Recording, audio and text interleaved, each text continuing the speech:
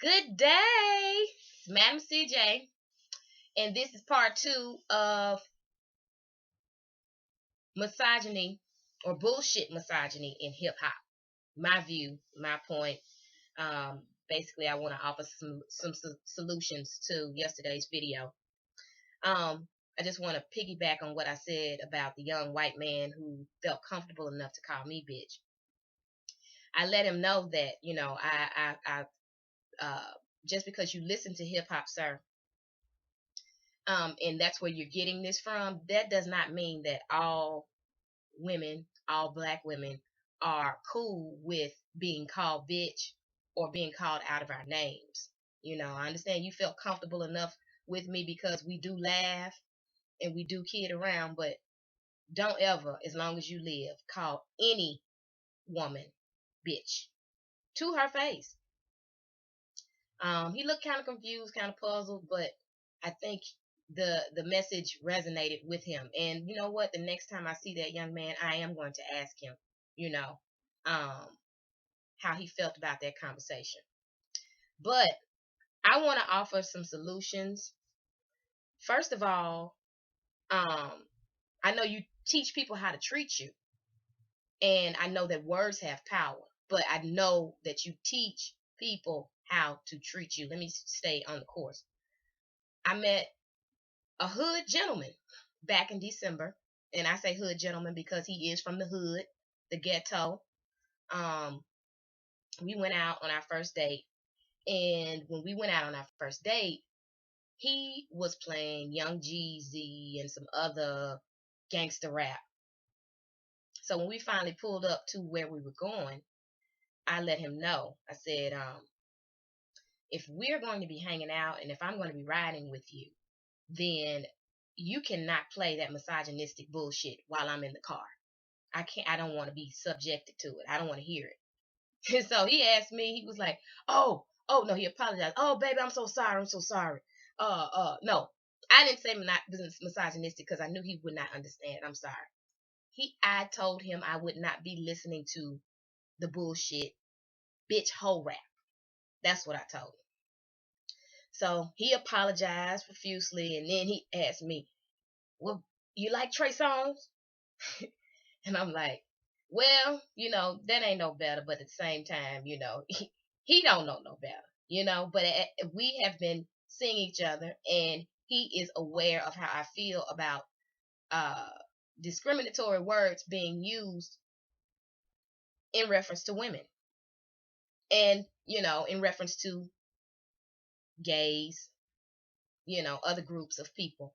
So he keeps that in check when we are together. He has not uttered bitch or whore or anything else degrading to women since we have known each other. So I think that when you let people know, when you don't show up for the concerts, when you don't tune in, when you don't share the videos, when you don't share the music online, um, when you don't buy the music online, when you don't download the free music online, you start a movement and you're saying basically we're not taking it anymore. I want to get shed light on the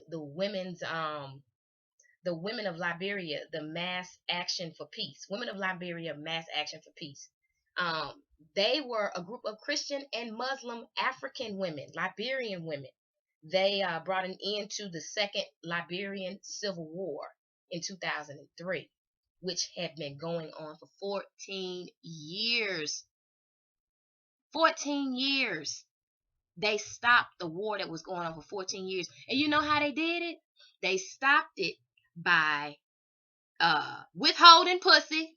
They did not have sex with their husbands or their boyfriends or their partners. I'm sure it was all men.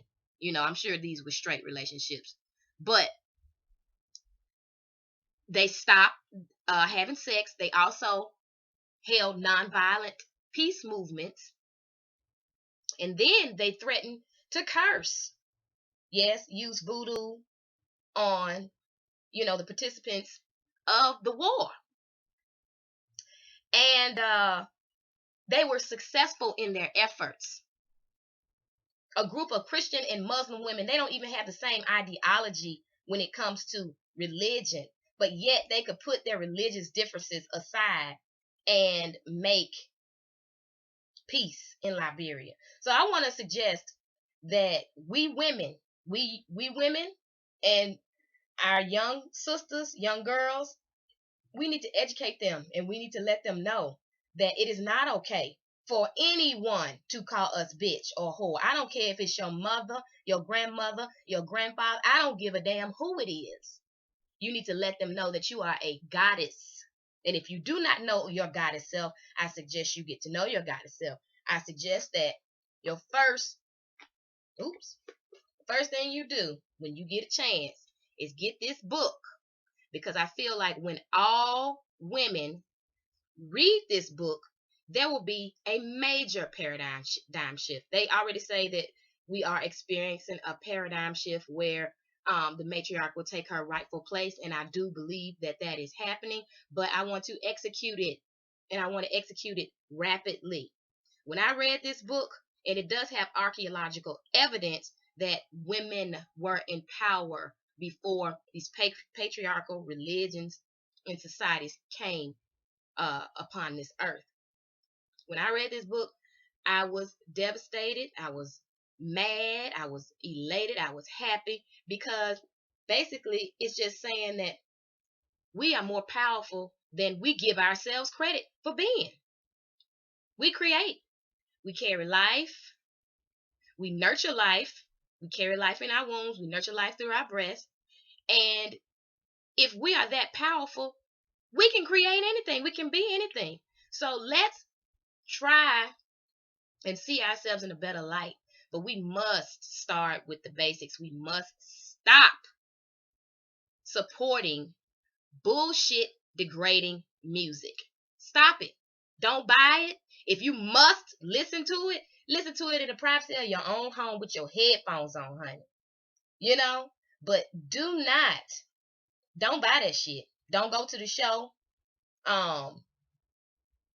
Just don't do it.